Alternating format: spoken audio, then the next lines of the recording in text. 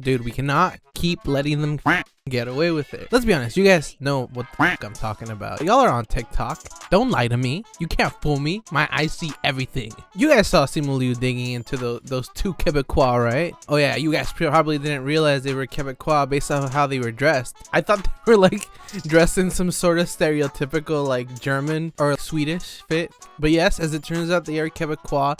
And Simu Liu was digging into them, rightfully so, mind you, after what they did. As I'm sure you guys know, you guys definitely know Shark Tank.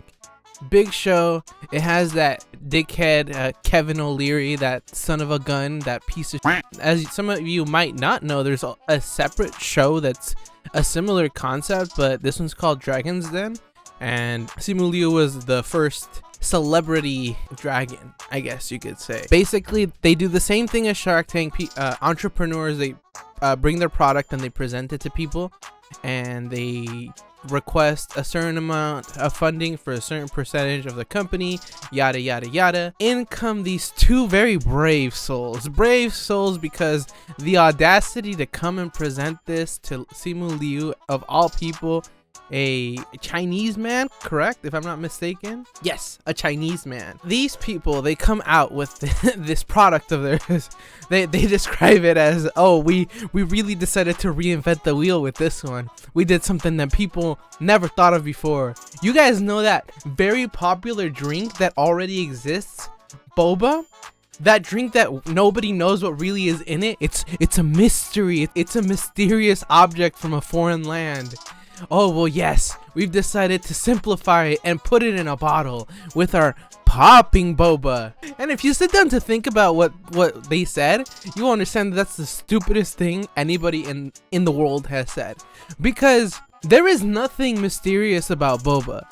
You get to choose every single part of that order. If you've ever bought boba, you know how many options you have. So to just go ahead and say that you no longer have to guess what's in this product, we've simplified this for you. And of course, Simu Liu calls him out for it, right? Because they're just appropriating something that already exists and saying, ha ha ha, I can do it better. I, a white person, know better than the Taiwanese or Chinese people that invented this. I mentioned those because I don't know if there is some sort of dispute over who invented it, and I'm just trying to avoid beef. And it's just so frustrating to see it happen over and over again because it's always the same people. And I'm gonna make a blanket statement right now, so if this does not apply for you, I don't want you down in the comments like, oh, not all of us are like this, blah blah blah blah blah. I only bring this up because I feel like some of you otherwise won't realize that I'm not talking about you. It's a blanket statement, so if it's not about you, shut the fuck up. There is a certain group of white people that will take dishes that all in of themselves are already good and you don't really need to change anything.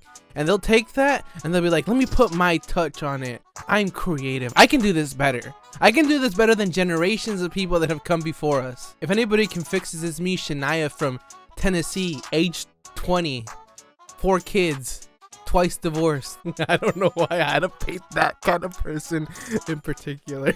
But then they'll combine like the dumbest ingredients in the world. And then they'll have the audacity to like record it or like flaunt it, like, oh my god, look at me, I made this new recipe. It's a white chocolate and cucumber lasagna casserole.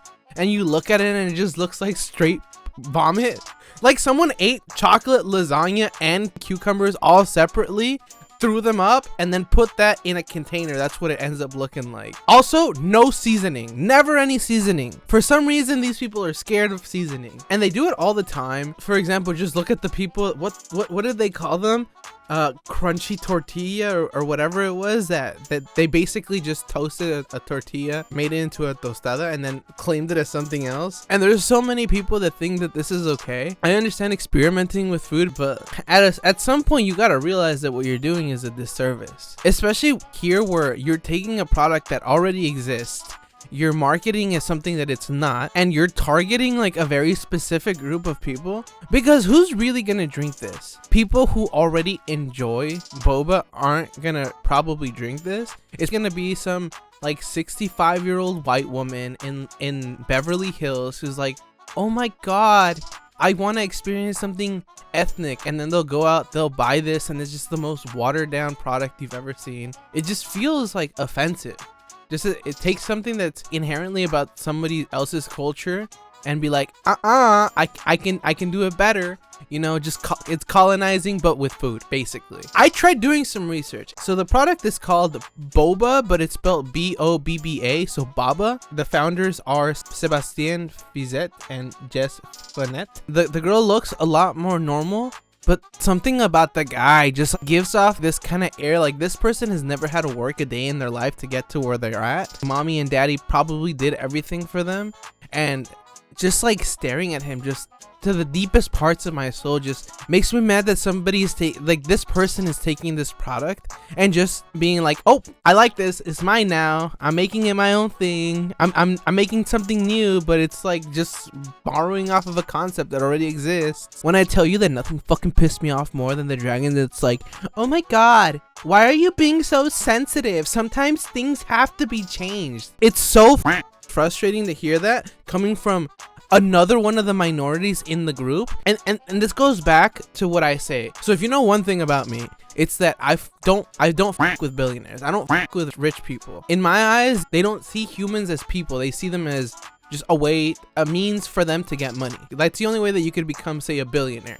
Those people exploited people their whole fucking way up there. So yes, it's frustrating that she's the one that's calling him like pretty much sensitive. Oh, look, you gotta relax. But at the same time, it's not surprising to see one of the dragons, one of these wealthy individuals, just not care. Because at the end of the day, all they're about is the money. They don't care about us. They don't. And same thing with these owners for boba. I think one of their partners is like an actual Taiwanese company, and there's no mention about it on the can itself. There's no mention of the heritage of boba. It's just a complete ripoff. And if you go and you check their previous projects, they had like this dumb safe to eat raw cookie dough, which is such a niche. And it's like really what it was just vegan cookie dough, because the only way I can think of it being safe to eat is if you take out the unhealthy components, I guess you could say, which in this case would be the eggs. And I mean, you're taking the eggs out already, so you might as well take out the milk. You know, just take everything that makes cookie dough good. Because, you know, every time that I want cookie dough, you know, the first thing I check is to make sure that it's not gonna have, I gotta make sure that it's got a good nutritional value, you know? It's gotta have good protein percentage, low calories. No, dude, come the on. Who actually buys cookie dough and is looking at the calories? That is a depression meal. That is, I went through some shit today, I need this. Or I might not be alive tomorrow. That is the times that you go and you succumb to eating cookie dough. Let's be so for real. Who are they targeting again? I feel like, again, they're trying to target these rich people, because that's what these guys probably are. That's all they know, other rich people. But rich people don't want cookie dough. They're too busy doing some fad diet, because for as much money as they have, they're not particularly smart. People want to say, oh, rich people, oh, they know what they're doing, as if these people didn't have some sort of advantage due to like nepotism or didn't get extremely lucky.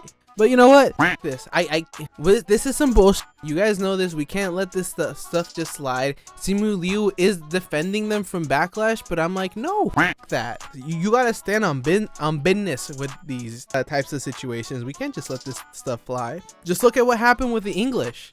We let that people let that fly, and now half of their artwork, most of their cuisine is just completely stolen. Apparently, even though they went on their voyage to go steal spices, the one thing that they were unable to acquire were spices, and you can tell that in their food. And I feel like this new boba drink is just like that equivalent in drink form. It's just a spiceless beverage. It's just the blandest thing you've probably ever tasted. But you know what? I can't confirm or deny that because I haven't tried it. And you know what I'm not gonna do?